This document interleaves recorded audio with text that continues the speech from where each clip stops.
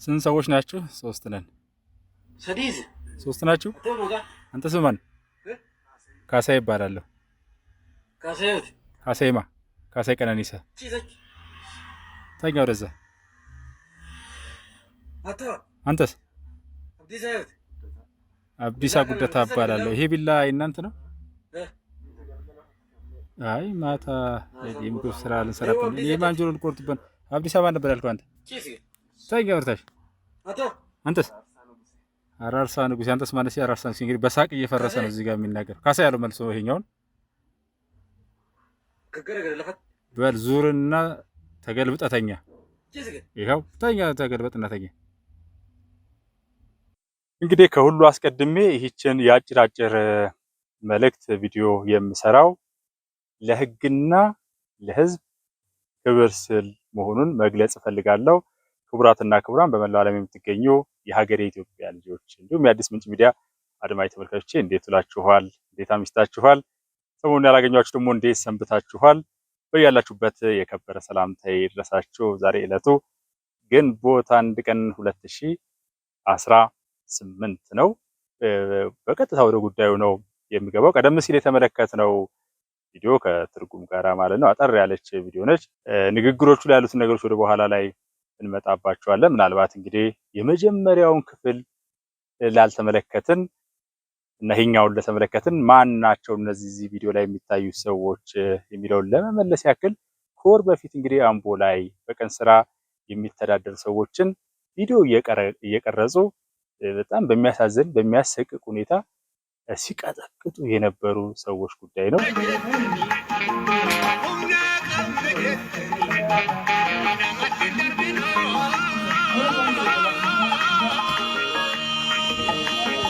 ይሄ የቪዲዮ ቀረጻ ጉዳይ ማንም ሰው ጤነኛ አእምሮ ያለው የጎለመሰ ሰው ሊያስጠይቀው የሚችል በታሪክም በሕግም እንዲሁም ደግሞ ሰዎች ሲጠቁ ጥቃታቸውን በጥቃት ሊመልሱ ይችላሉ። ተጠቂው እንኳን ባይመልስ ቤተሰቡ ይመልሳል ተብሎ ይታሰባልና በራሱ ላይ ማስረጃ የሚያስቀምጥ ማንም የለም። ይሄ ቪዲዮ እየቀረጹ አንዳንድ በጣም ሰቅጣጭ ነገሮችን የማድረግ ነገር በተለያዩ አውዶች በተለያዩ አጋጣሚዎች ሲደረግ ቆይቷል። እነዚህ አምቦ ላይ እንግዲህ ከወር በፊት አካባቢ ላይ ይሄን ነገር አድርገው ቀርጸው በጣም ቁጣ ቀስቅሶ እንደነበረ ይታወቃል።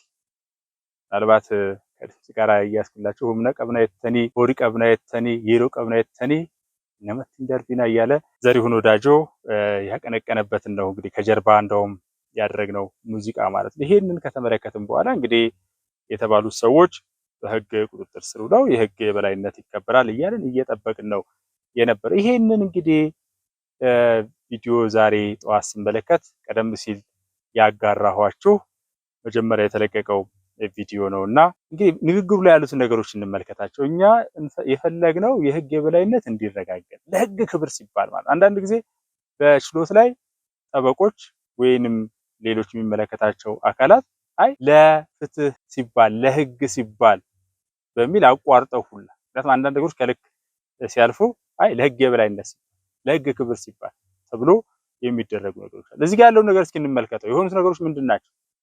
አንድ በአንድ መመልከቱ ጥሩ ነው። የተፈለገው ነገር ምንድነው? እሱ መጀመሪያ ህዝብ የፈለገው ያንን ሰቅጣጭ የሆነ ቪዲዮ ከተመለከተ በኋላ የፈለግነው የጠየቅነው በሚዲያ ላይ የጠየቅነው ህዝቡም የጠየቀው እና ደግሞ ተፈጥሯዊ ጉዳይ ስለሆነ ይሄ ኢንተርናሽናል ስታንዳርድ ይላል ዓለም አቀፍ የሆነ ልኬት ያለው ነገር የሰብአዊ መብት ጥሰት ጉዳይ ሁሉም ሰው የሆነ ሁላ መቼም የትም ጉዳት ሲያጋጥመው ሰዎች ይጮኻሉ። ማንም ላይ ምንም ላይ ጉዳት መድረስ የለበትም እና ከዛ አኳያ ምንድነው የሆነው?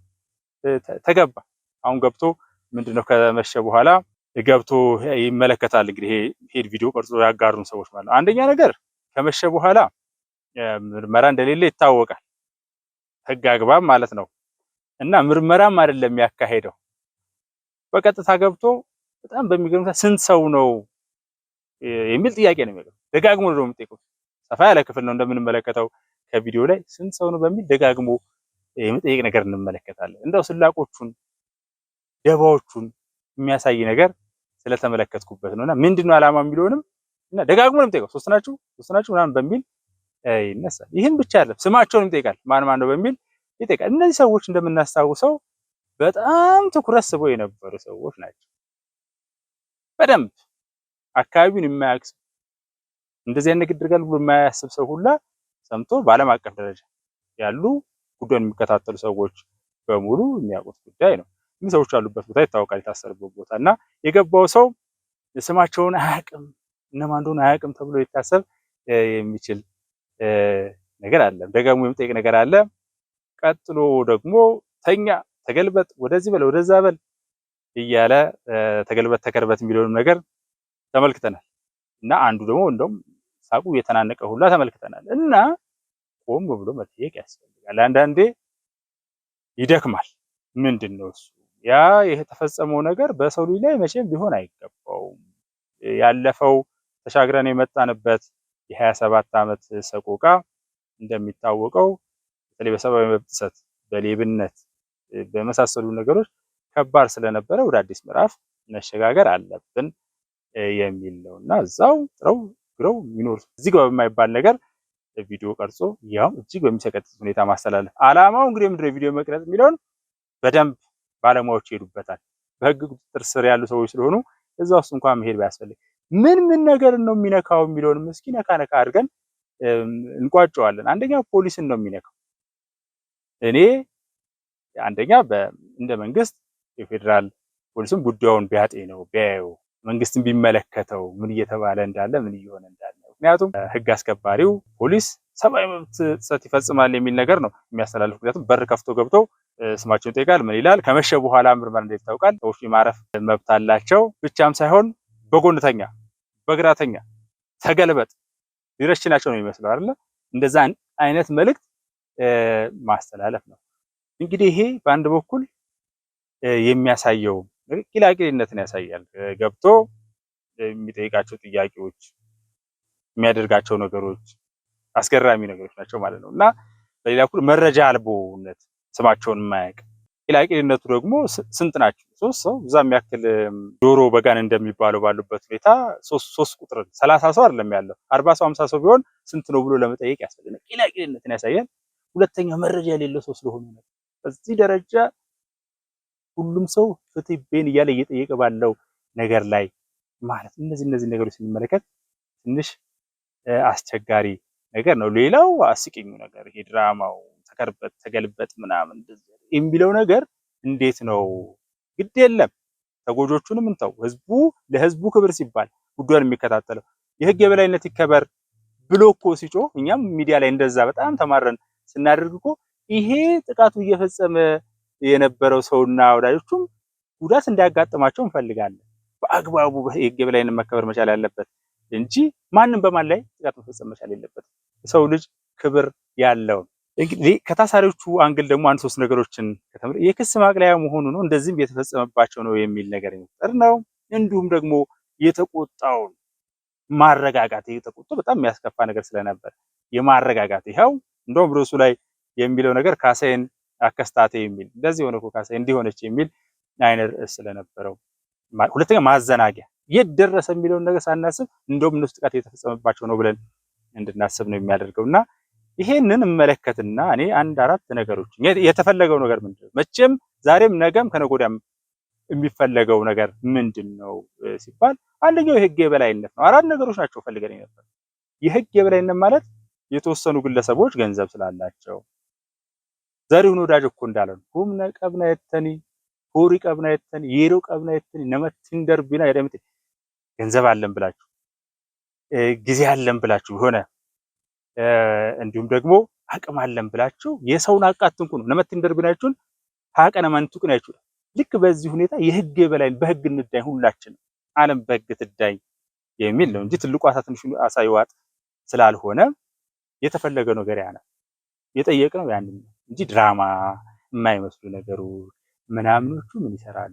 የተመቹም ተመቹም እኮ የኢትዮጵያ ሰዎች ናቸው። አንዱ ቀን ስራ እየሰራ ምስኪን ደሃ ሆኖ ሊሆን ይችላል። አንዱ ደግሞ ሰርቶም ምንም ብሎ ሀብት አግኝቶ ሊሆን ይችላል እና የፖለቲካ ካፒታል፣ የኢኮኖሚ ካፒታል፣ የሶሻል ካፒታል እና የመሳሰሉት ነገሮች አዳብሮ ሊሆን ይችላል። ያም ደግሞ ነገ ጠዋት ሰርቶ ለፍቶ የሆነ ቦታ ላይ ይደርሳል እና ትልቁ አቅም በሆነ አጋጣሚ የገነባው ሌላውን እየቀጠቀጠ ምን እያለ ያውም ምንም በማይመስል ሁኔታ ምንም ውስጥ የሌሉ እነዛን 3 ወጣቶች የደበደበ መሆን የለበትም ነው ብለን ነበር ነው እንጂ ቀጣይ የድራማ ክፍል አልነበረም የጠየቅነውና አንደኛው ነገር የህግ የበላይነት ከግለሰብ በላይ ነው።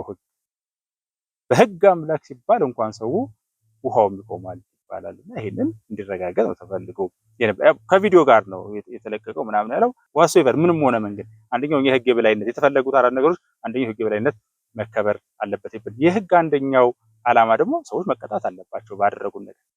በሌላው ላይ ያደረሱትን ህመም፣ ቁስል፣ ጉዳት እነሱ ላይ ደርስ ይገባሉ።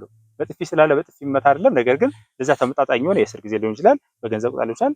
ህግ በሚበይነው መሰረት መቀጣት መቻል አለበት የሚል ነው። ሶስተኛው ጉዳይ ሌላው ማህበረሰቡንም ማስጠንቀቅ ወይም ማስፈራራት እንዲቆም ህግ ይከበራል እኮ ብሎ አስቦ የፈለገው በዘፈቀደ ቪዲዮ ይቀርጽ እንዳይቀጠቅጥ ምናምን እንዳይል፣ እንዳይዘርፍ፣ ጉዳት እንዳይፈጽም ከዛ በፊት ያደረገው ሰው ላይ የሚደረገውን እርምጃ ተመልክቶ ቆም እንዲል ቆም ብሎ በቃ ህግ እኮ አለ የሚያቆም ብሎ እንዲል ነው። አራተኛው ጉዳይ ማስተማር ሰዎች በደም ፍላት እድሜ በደም ፍላት ብቻ ሳይሆን ደግሞ በሞቅታ ምንላል አስተዳደጉ ምኑ ብዙ ነገሮች ስላሉ ከዛ አኳያ ፋት ውስጥ ይገቡና ብዙዎችን አይተናል። ህግ ሂደት ውስጥ ከሄዱ በኋላ ቆም ብለው ተምረው ተጸጽተው በጎ ነገር ያደርግ ተምረው ይወጣሉ ማለት ነው። እነዚህ አራት ዓላማዎች ናቸው ተፈልገው የነበሩትና ይሄ የተመለከትኩት ነገር ሌሎች ዛሬ ያዘጋጇቸው መርሃ ግብሮች ነበሩ። ነገር ግን ለህግና ለህዝብ ክብር ሲባል በዚህ ጉዳይ ላይ እችን ማለት ስለፈለኩ የምንጮህ እኮ የሚሰማን አለ በሚል ልክ ከክቡር ጠቅላይ ሚኒስትሩ ጀምሮ እንግዲህ አስፈጻሚው አይደሉ እስከታች ያለው እስከ ደንብ ምናምን እስከምለው ድረስ ያሉት ያዳምጡናል ስንናገር፣ ከዛ እርምጃ ይወሰዳል ብለን ነው በአንድ በኩል። ህግንም በተመለከተ ደግሞ የህግ የበላይነት ህግ ማለት የአድርግና ያታድርግ ስርዓት አይደለ፣ ሰዎችን መብት የሚጠብቅ ነገር ነው። ያጠፋ ሰው የሚቀጣበት፣ የተጎዳ ሰው ደግሞ የሚካስበት መንገድ ነውና ያ እንዲደረግ ነው የምንጮኸው ምን የምንለው ሚዲያ ላይም ሌላውም ሁሉ የሚያደርገው ነገርና እንዲህ አይነት ነገሮች ታስቦታል። ቀጣይ እኮ ይሄ አሁን እኮ ኔክስት ኤፒሶድ እንደምንለው አይነት ነገር የሚመስልበት ሁኔታ አለና በተለይ በአካባቢው ያለው ፖሊስ የኦሮሚያ ፖሊስ ኮሚሽንም ይህን ጉዳይ መርምሮ ፈትሾ ሰው ገብቶ በዘፈቀደ በደረተኛ በጎንተኛ ምናምን እንዳው የሚለው አይነት ነገር እንዴት መጣ? ቢሆንስ ኖሮ አንደኛ እኮ ማስፈራራትም ነው። ፖሊስ እንዲያሸማቀቀ ነው። ልክ ሊረሸን ነው የሚመስለው።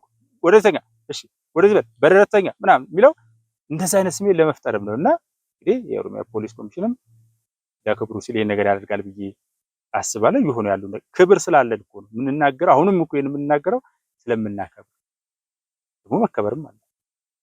የህግ ተቋማት በሙሉ ይከበራሉ። በህግ አግባብ ነው የምንናገረውና ይህንን ለማለት ያክል ነው። የአዲስ ምንጭ ሚዲያ አድማጭ ተመልካቾቻችን ለነበረችን አጭር ቆይታ በጣም ከልብ ምስጋናዬን አቀርባለሁ። ሰላም ለኢትዮጵያ፣ ሰላም ለኢትዮጵያውያን፣ ሰላም ለመላው ሰው ዘር ይሁን። ፈያታ አልፋዳ ነጋንታ